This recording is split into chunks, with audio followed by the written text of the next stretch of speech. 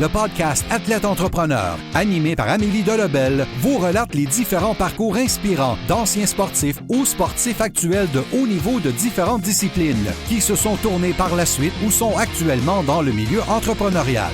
Des entrevues et reportages qui sauront vous motiver à atteindre votre plein potentiel. Le podcast Athlète Entrepreneur, des cheminements à découvrir.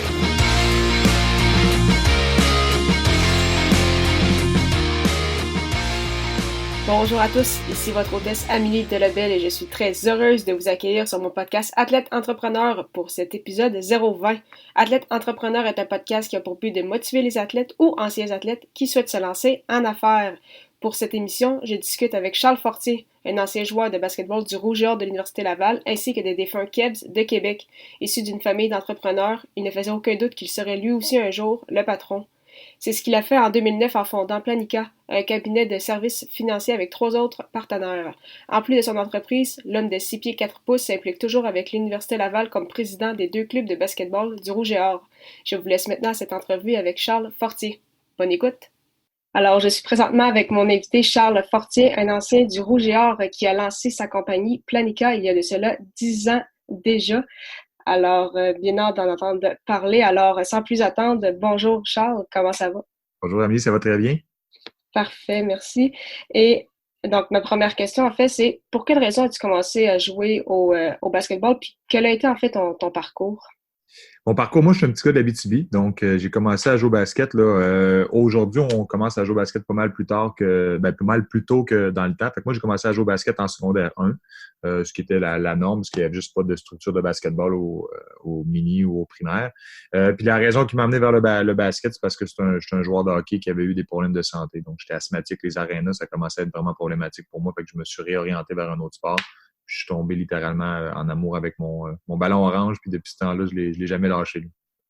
Puis justement, donc tu as joué au secondaire donc en Abitibi, et puis là, après ça, au Cégep, donc tu t'as dû déménager pour jouer. Exact, oui. Ouais, parce qu'il n'y a pas de structure en Abitibi au Cégep, en fait. Il y avait une ligue, le Juvénile 3A au Québec, qui est une ligue provinciale. On avait la chance d'avoir la seule équipe de l'Abitibi à Amos qui était là. Donc, c'est une très bonne équipe. D'ailleurs, on a gagné les championnats provinciaux pour une petite municipalité comme ça. C'était quand même c'était un haut fait d'armes. Puis, quand je me suis en allé au Cégep, j'ai été recruté à différents endroits. Puis, j'ai décidé d'aller jouer pour les Nomades du Cégep Montmorency, qui est un des bons programmes collégial 3 en province. Et après ça, ben c'est ça, la suite, là, je me suis emmené ici avec le Rouge et Or de l'Université Laval.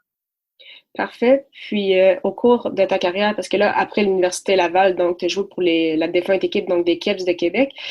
Est-ce que parfois tu as un peu des regrets en lien justement avec ta carrière? Est-ce que tu aurais aimé ça peut-être tenter ta chance en Europe ou aux États-Unis, ou avec le recul, tu te dis que tu as fait ce que tu pouvais faire? Non, j'ai jamais. Moi, je me suis toujours dit, je veux pas vivre avec des j'aurais dû ou des regrets. Là. Ça, c'est vraiment pas dans ma philosophie. Puis, donc, je suis super content de ce que j'ai fait avec le Rouge et Or, d'avoir décidé de rester au Québec, parce que quand j'ai terminé le Cégep, je m'étais fait recruter à différents endroits dans ce qu'on appelle la NCAA là, aux États-Unis. Par contre, je suis quelqu'un de réaliste. Donc, les équipes qui me recrutaient, c'était des équipes de Division 1, mais c'était pas les Duke, les Michigan ou les North Carolina de ce monde. Donc, tu t'en vas là-bas dans l'optique de dire, bon, est-ce que de un, on va lutter vraiment pour une vraie place pour gagner le championnat? La réalité, c'était non. Deuxième des choses, je savais que je ne voulais pas faire ma vie aux États-Unis, donc je me disais en revenant, après 4 ans que tu es parti, tu n'as plus de contact d'affaires ici, ton réseau de contact n'a pas été créé. Donc, j'ai vraiment décidé de m'emmener à Laval. Puis, comme de raison, ça a été un choix extraordinaire parce que on a créé quelque chose de bien avec le programme. On a gagné. Le programme ne gagnait plus depuis des années. On a gagné 4 provinciaux sur 5.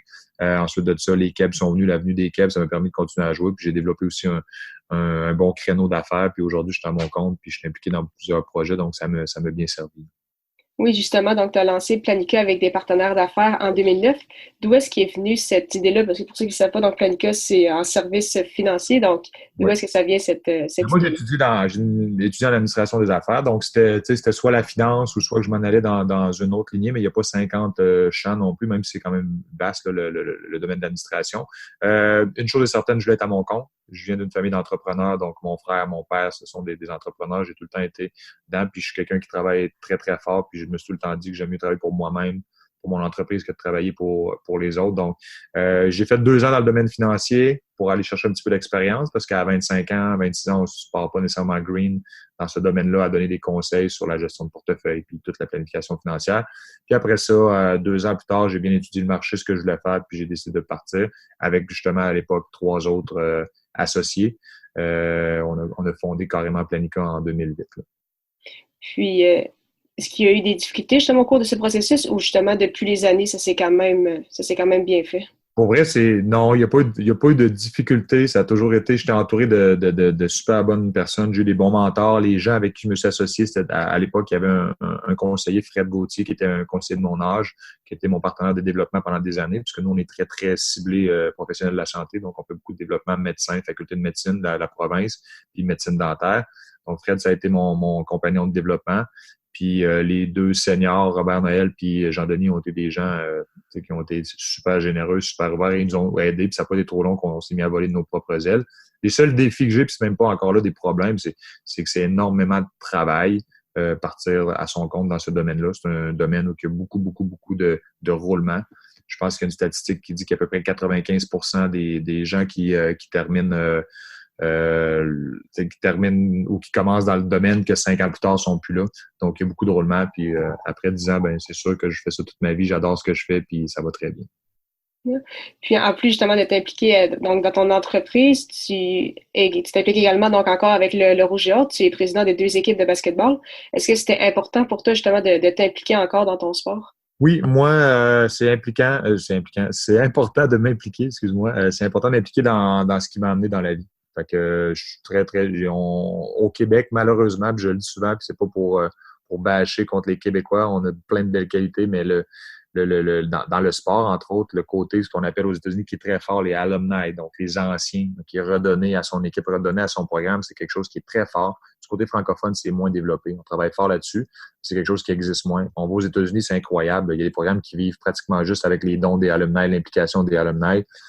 Ici au Québec, c'est plus difficile. Donc, on a une culture à changer. On a des efforts à mettre là-dessus. Mais moi, le basket, c'est à la base, c'est la fondation de ma vie, de mes valeurs au niveau de ma famille, de mon côté travaillant, de mon implication. Donc, je veux redonner à ce sport-là, puis c'est important que je le fasse. Donc, là, 4 ans maintenant, j'ai repris effectivement la barre des 2 équipes au niveau de la présidence du conseil d'administration. Puis, on roule ça. On essaie de faire de notre mieux dans un contexte de bénévolat, bien sûr, mais c'est quelque chose qui me tient à cœur. Puis, donc, quels sont tes objectifs justement pour les prochaines années, soit avec le Rouge et Or, également dans tes autres projets, puis avec Planica? Bien, avec le Rouge et Or, c'est sûr et certain, on veut ramener le sport où il était il y a quelques années. Du côté des femmes, ça va très, très bien. Depuis 3 ans maintenant qu'on participe au championnat canadien. Du côté des hommes, la compétition est féroce. C'est pas facile non plus. On est quand même limité dans dans le bassin de joueurs qu'on a à Québec. Là, c'est quand même un gros défi parce que on peut pas avoir une équipe compétitive au niveau provincial juste avec un seul programme. Qui est le programme de Sainte-Foy. C'est pas que c'est un mauvais programme, mais c'est juste qu'on va à Montréal, les équipes ont 4, 5, 6 programmes collégial 3 dans leur cours, ils recrutent là, donc le bassin de joueurs est pas le même. Alors, on a des beaux défis là-dessus. On est en train de les adresser. Je pense qu'on va réussir d'ici 2-3 ans à tourner le vent de bord. Ça, c'est au niveau du Rouge et Or. Au niveau Planica, c'est juste de maintenir ce qu'on a créé. Je pense qu'on s'est fait une super bonne réputation, un des cabinets les plus importants au Québec en termes de planification financière pour les médecins. Donc ça, je pense qu'on a la bonne formule. On est apprécié par les étudiants universitaires, puis ça va super bien. Fait que juste de maintenir ça, puis de pas justement, des fois, il y en a qui ont des problèmes au niveau de la croissance. Nous, c'est de bien gérer la croissance parce qu'on a une demande qui est super bonne. C'est d'assurer de bien gérer ça. Puis le reste, au niveau de la petite famille, ben c'est de créer un équilibre et de trouver un équilibre au travers de tout ça parce que ça demeure quand même ma priorité. Ma petite cocotte, mes 3 beaux enfants, ma blonde, puis mes parents, ma soeur, mon frère. Fait que ça, c'est de trouver un équilibre dans tout ça avec les horaires chargés qu'on a. Parfait. Donc, pour terminer cette entrevue, j'aimerais te poser quelques petites questions en rafale. La première, c'est quelle est la chose la plus importante que le sport t'a apporté? La discipline, je pense. La discipline, je suis très, très, très travaillant. Je suis entêté. Puis je pense que moi, je pense dans la vie, là, il y a 85-90% du travail, puis après ça, il y a un 10% de capacité on est doué, c'est bien d'être doué, c'est beau le talent, mais je suis pas mal convaincu que le travail va toujours l'emporter sur le talent là, sur du moyen long terme. Parfait. Ma deuxième question, c'est quel est été en fait ton plus beau souvenir sportif? Mon plus beau souvenir sportif, c'est super spécial parce que quand même, avec les beaux, avec j'ai quand même joué à des bons niveaux de basketball. Mes plus beaux souvenirs sportifs, c'est quand même en secondaire 5, lorsqu'on a remporté le championnat provincial et scolaire et civil. Pour moi, c'est au secondaire, là, t'es vraiment, le concept d'équipe est très fort. Il n'y a pas encore de grosses têtes. Il n'y a pas encore, tout le monde a son rôle. On est encore des jeunes. On est coachable. Plus qu'on avance dans le basket, ben, collégial 3, c'est le ramassis de toutes les stars de toutes les équipes. Puis universitaire, c'est encore pire. Fait qu'on a des gros égos. On a à gérer des tempéraments. On a à gérer des attentes. Fait que ça vient tout le temps un petit peu brimer ce côté d'équipe-là, de team concept-là. Alors qu'au secondaire, on n'a pas à faire ça. Puis moi, ça a été mes plus beaux, avec coach Paiement, qui m'a coaché à l'université aussi, ça a été mes plus beaux souvenirs de basket. Parfait. Puis ma dernière question, ce serait quoi ton meilleur conseil pour des athlètes ou anciens athlètes qui aimeraient ça se lancer en affaires? C'est une bonne question. C'est une super bonne question.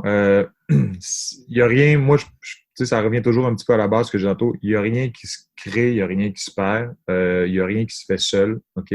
Les gens, d'ailleurs, quand j'engage, moi, le critère premier, j'ai quelqu'un qui a eu des notes de 99% puis qui n'a pas été impliqué ailleurs, versus quelqu'un d'autre qui a fait du sport de haut niveau puis qui a peut-être des notes moins. Je vais toujours être tenté d'aller faire la personne qui a fait du sport parce qu'il est habitué de se faire challenger, il est habitué de vivre la pression, il est habitué de travailler en équipe.